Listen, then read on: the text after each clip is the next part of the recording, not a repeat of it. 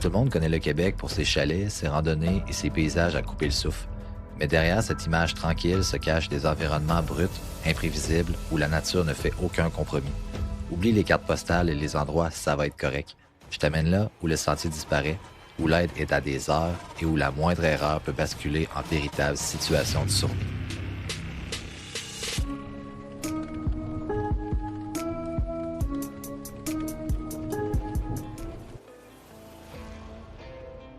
En juin 2024, des randonneurs ont découvert le corps d'un homme dans le secteur de Pembina-Saint-Donat, au parc national du Mont-Tremblant. Ce secteur est accessible uniquement à pied. Il est situé à plusieurs kilomètres des routes.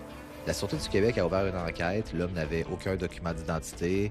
Personne ne l'avait signalé disparu dans le secteur et au moment de la découverte, les autorités ne savaient pas depuis combien de temps il se trouvait là.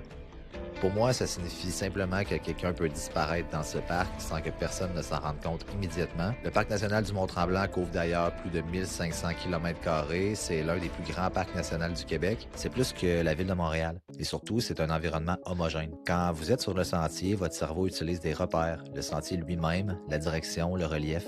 Mais dès que vous quittez ce sentier, ces repères disparaissent et c'est là que la désorientation commence. La seule méthode fiable d'orientation entre en jeu. C'est pas l'instinct, c'est pas le soleil ou la lune, c'est pas le feeling. La seule méthode fiable, c'est la navigation à la boussole avec une ligne de progression. Vous prenez donc un azimut, par exemple 90 degrés. Ensuite, vous choisissez un point visible dans cette direction, un arbre, un rocher. Vous marchez jusqu'à ce point, puis vous reprenez la boussole et vous réalignez votre trajectoire encore et encore. C'est comme tirer une ligne droite invisible à travers la forêt. Et sans cette méthode, vous ne marchez jamais en ligne droite. Votre cerveau vous fait dévier toujours. Même les gens convaincus de marcher droit décrivent en réalité une courbe et cette courbe peut vous éloigner de votre point de départ de plusieurs kilomètres sans que vous nous en rendiez compte. Le problème n'est donc pas l'intelligence, c'est l'environnement, parce que la forêt ne vous donne aucun retour, aucun signal d'erreur. Vous continuez à marcher en pensant être sur la bonne trajectoire jusqu'au moment où vous réalisez que vous ne reconnaissez plus rien. Donc voici les solutions concrètes anti-perdues au Mont-Tremblant. La règle d'or, c'est que si tu perds le sentier, tu t'arrêtes et tu rebrousses chemin, tu tentes pas de faire un détour. Donc une carte papier et une boussole, c'est toujours pratique. Si jamais tu tiens absolument à ton téléphone, il existe des applications comme Avenza où tu peux télécharger les cartes offline. Et dernier conseil de pro, tu vas partir avec un sifflet, c'est très important, et tu apprends le 3 coups égale détresse.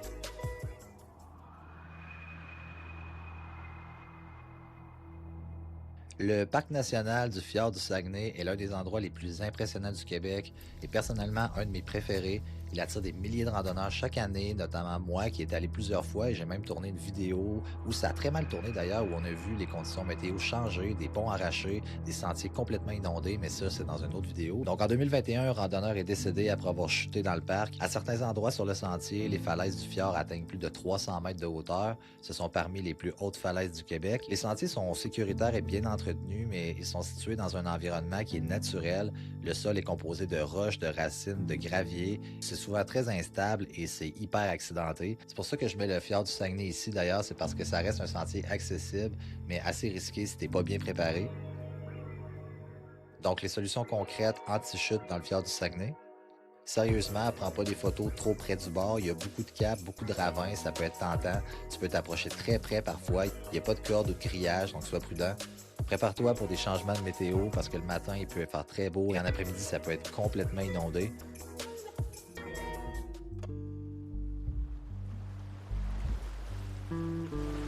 Le fleuve Saint-Laurent est l'un des plus grands fleuves du monde. Il s'étend sur plus de 1200 km, reliant les Grands Lacs à l'océan Atlantique. Chaque année, des milliers de personnes s'y aventurent en kayak, en paddleboard, en zodiac, en voilier. Il existe plusieurs compagnies spécialisées qui offrent des excursions encadrées sur le fleuve avec des guides formés, de l'équipement adapté et des protocoles de sécurité. Et c'est comme ça que ça devrait toujours être, parce que malgré son apparence calme, le fleuve est extrêmement dangereux. La température de l'eau, par exemple, même en été, reste souvent sous les 10 degrés Celsius et à cette température, le corps humain entre rapidement en choc thermique. Ce qui rend le fleuve d'ailleurs particulièrement dangereux, ce sont les courants. À certains endroits, ils peuvent atteindre plusieurs kilomètres à l'heure. Ils peuvent t'éloigner très rapidement de la rive ou de ton objectif de plusieurs kilomètres sans que tu t'en rendes compte. Aussi, à certains endroits, il y a un trafic maritime important, dont des cargos de plus de 200 mètres qui utilisent le fleuve quotidiennement.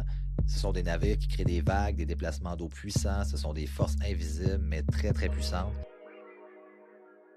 Donc, ça va être important d'aller sur le fleuve avec des guides formés, avec de l'équipement adapté, des combinaisons isothermiques et des moyens de communication et une connaissance précise des conditions. Si ce n'est pas le cas, je te déconseille fortement à quiconque de s'aventurer sur le fleuve Saint-Laurent sans un accompagnement professionnel.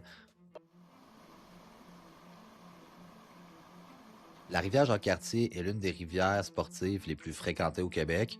Elle est facilement accessible à beaucoup de visiteurs qui y entrent pour se baigner, faire des sports nautiques.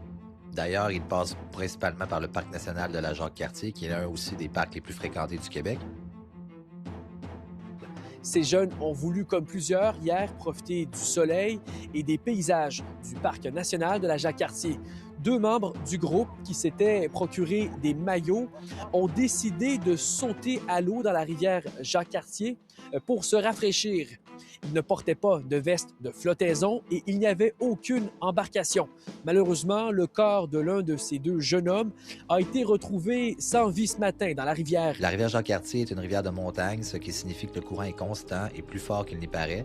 Même lorsque l'eau semble calme en surface, les forces réelles du courant peuvent suffire à déséquilibrer facilement. D'ailleurs, le fond est composé de roches glissantes. C'est vraiment pas une marche de rivière facile. Et la température de l'eau est également un facteur important parce que même en été, ça reste une rivière assez froide. C'est pour cette raison qu'il y a des compagnies de rafting qui utilisent toujours du matériel adapté et des guides formés. La rivière, elle est sécuritaire lorsqu'elle est utilisée avec de l'équipement et les connaissances appropriées. Donc, les solutions concrètes, baignade intelligente sur la rivière Jacques-Cartier. Donc, il ne faut pas entrer dans des endroits où tu vois qu'il y a du courant, même si c'est juste un R1.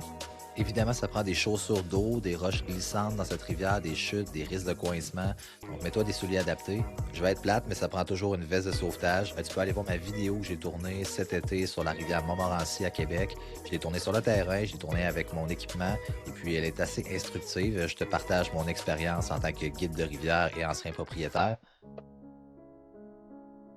Ces endroits ne sont pas dangereux parce qu'ils sont extrêmes, parce que chaque année, des milliers de personnes s'y rendent sans incident et cela crée un sentiment de sécurité. Cela donne l'impression que ce sont des environnements maîtrisés, prévisibles et sans conséquences. Le but, c'est qu'on les aborde avec une compréhension claire de la réalité parce que la différence entre une expérience marquante et un incident grave repose rarement sur la chance. Elle repose presque toujours sur la préparation. Et donc, sur ce voyageur, je te dis à la prochaine. À bientôt.